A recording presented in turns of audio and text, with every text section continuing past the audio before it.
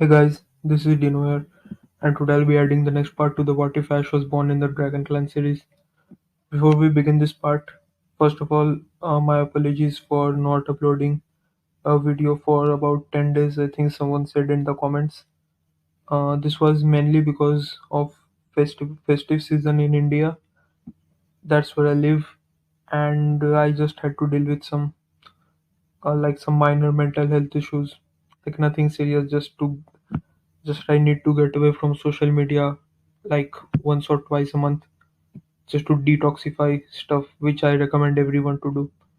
So that's why I was not too keen on using any electronic device, just going to the gym, staying in touch with the nature and all that stuff, focusing on some studies and all that.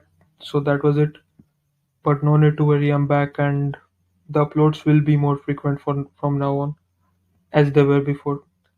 So if you were worrying that I was going to stop uploading videos, don't worry about that.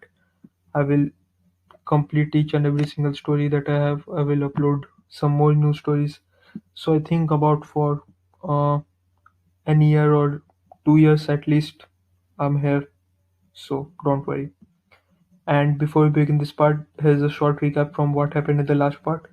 After losing consecutive battles, Ash fell into some sort of a losing streak and a slump. So he had to experience a change of landscape, due to which the elder took him to the Hoenn region as a guise of running some errands. But this was to help him train under the Hoenn elite force Dragon Master Drake, and this training paid off well for Ash. However, on their way, they ran into some trouble regarding the Shadow Legion, and, and after battling them on the southern island, Ash unfortunately had to part ways with Latias for the time being, as the best route for her was to train with her older brother Lotios. So now we begin the story. After arriving back at Slateport City and training for about 2 more weeks, Drake concluded that Ash's training is almost complete. But before he could truly complete the training regime that Drake had prepared for him, he needed to pass one final test. Ash asked him what it was, and Drake told him that this was to capture a Pokemon that Drake had recently caught in the Kalos region. This was a really strong Pokemon and would make a really good partner for Ash, and Drake originally had decided to gift it to him. But after seeing Ash's progress, he's pretty sure that Ash could earn this Pokemon for himself.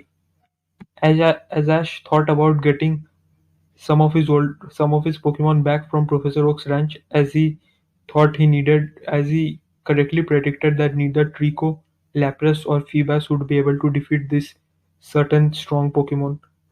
But to his surprise, Dunsparce, who had been traveling for Ash for quite a while now, decided to volunteer, thereby officially nominating itself as a member of Ash's team. Dunsparce watched Ash battle against the Distortion Legend, and he also saw Ash experiencing the defeats and rising from them.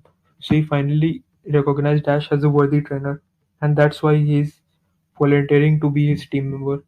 Ash gladly accepts this, finally being able to use Dunsparce in an official battle. Drake leads them to an underwater sea cavern, which Ash monitors from above, and to his surprise, Dunsparce is able to swim in the water. Soon enough, they are confronted by the Pokemon Drake was talking about. Ash scanned his Pokédex to find out that this was a Dragalge, a poison dragon type Pokemon. Ash asked Dunsparce if it's okay to battle such a powerful Pokemon, and Dunsparce just nodded, ready to show his full skills. Finally, the battle begins as Dunsparce fires off a thunderbolt, which is magnified due to being underwater.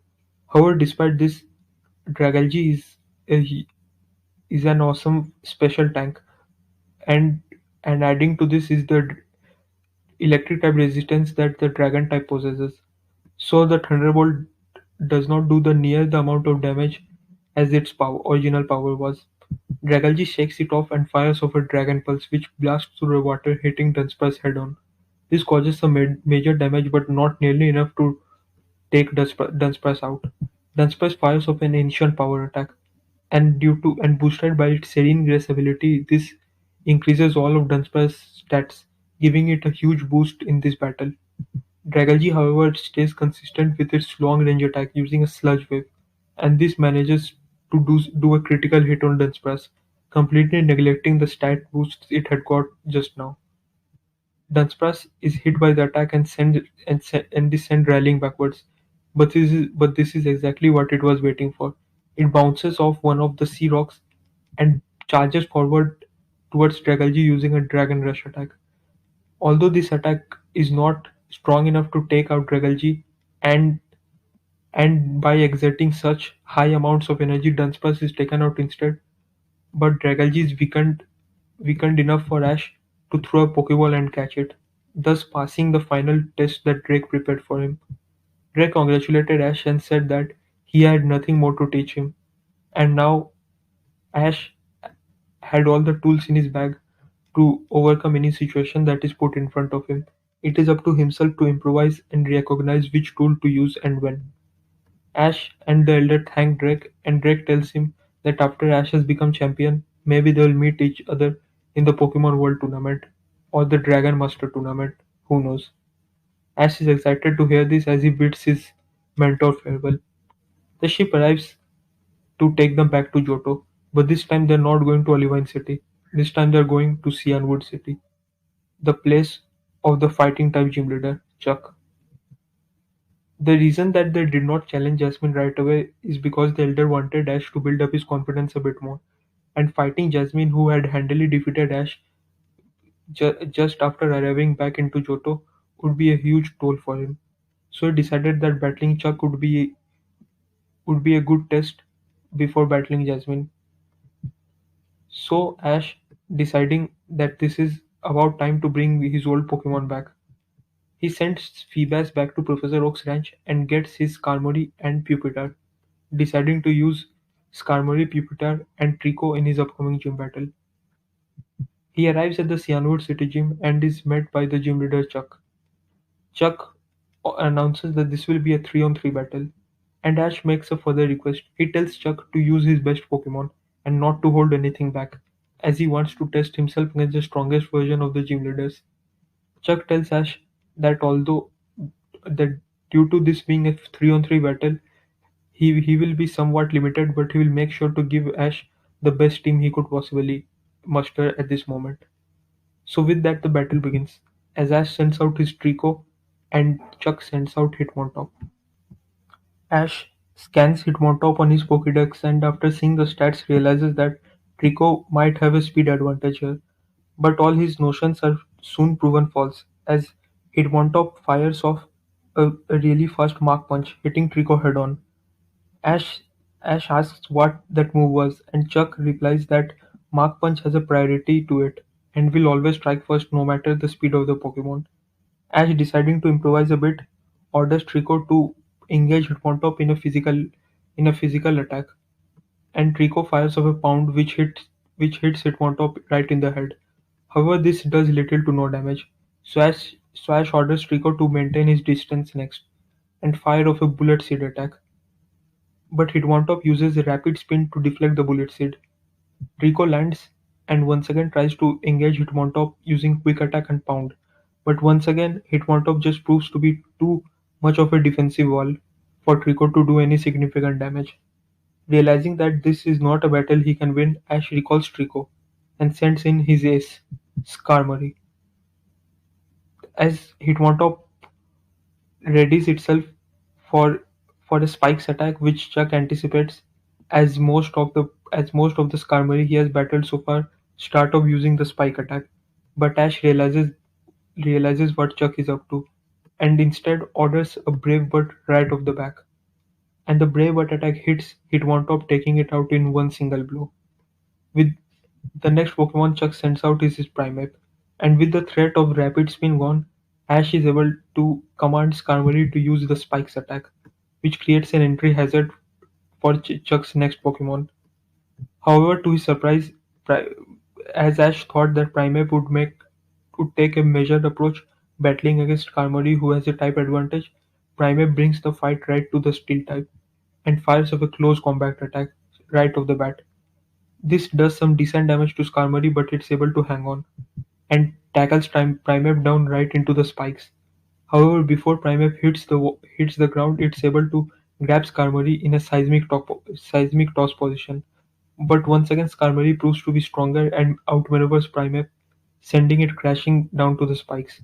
It follows it up with another Brave Bird attack, which takes Primeape out after a hard-fought battle. The last Pokemon Chuck sends out is his Poliwrath, and it's immediately damaged by the spikes. Ash orders Skarmory to use another set of spikes. However, Poliwrath uses Water Gun to deflect it right back. Ash orders a Brave Bird, and Skarmory charges towards Poliwrath. Chuck orders Poliwrath to use Hydro Pump attack, and it hits Skarmory head-on, doing some massive damage. Ash tells Skarmory to hang on and charge through the Hydro Pump, and Skarmory does, being able to break the Water-type move apart. But this is exactly what Chuck wanted, as he orders Poliwrath to intercept the attack with a Dynamic Punch, and it hits Skarmory head-on, causing a confusion. Ash orders another Brave Bird attack, but Skarmory hits itself in the confusion, taking even more damage. This allows Chuck to order a Hydro Pump which hits Skarmory head-on, taking it out. Ash sends out his Trico next, as he decides to preserve Pupitar for later on. The battle begins as Trico goes off with a Bullet Seed attack, which hits Poliwrath, doing some decent damage. However, Poliwrath is able to eat it and hit Trico with a double slap. Trico fires off a Pound attack, and it hits. Trico then uses its quick attack to dodge a bunch of Hydro Pumps, but this is exactly what Chuck wanted. As soon as Ash orders another Pound attack, Chuck reveals his secret weapon he has on his Poliwrath. This is Ice Punch, and it hits Trico straight in the face. And this super effective attack almost takes Trico out, but Trico is able to hang on through sheer will. The toughness training that he had went through under Drake is showing its fruits finally. However, this is not enough for Trico to overcome the power gap it's facing right now. As once again, as it tries another quick attack, Poliwrath is able to grab it. It suspends Trico upside down and connects with a barrage of ice punches, each each one doing massive damage. Trico is almost knocked out, but before Ash could recall it, it undergoes its evolution into Grovyle. This is this is where the battle turns, as Grovyle is now able to utilize all its full potential that it couldn't do as simply a first stage Pokemon. Grovyle fires off a Leaf Blade attack, which is its newest move, and this does some decent damage on Poliwrath. However, Poliwrath, through sheer toughness, is able to tank it.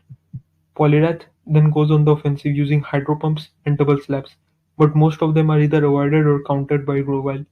Grovyle is not only matching Poliwrath in its power, but also showing an an insane amount of speed advantage over the water type.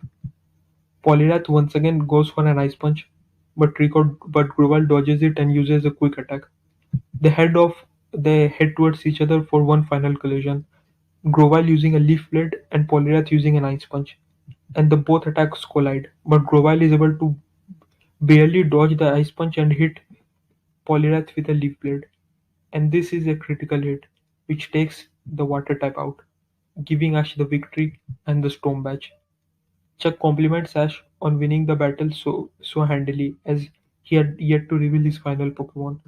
But Ash tells Chuck that his final Pokemon was Pupitar, which would have been in a massive type disadvantage, and Grovyle was in a lot of ways his final trump card in this battle. Chuck nonetheless congratulates him and tells Ash that they should battle again, and Ash promises him that the next time they battle it will be a full six on six battle, in which he will be able to see Chuck's full power. And guys, that's well, I will be ending this part. Sorry if it was a bit short, but I just need to get back into the hang of things just a bit.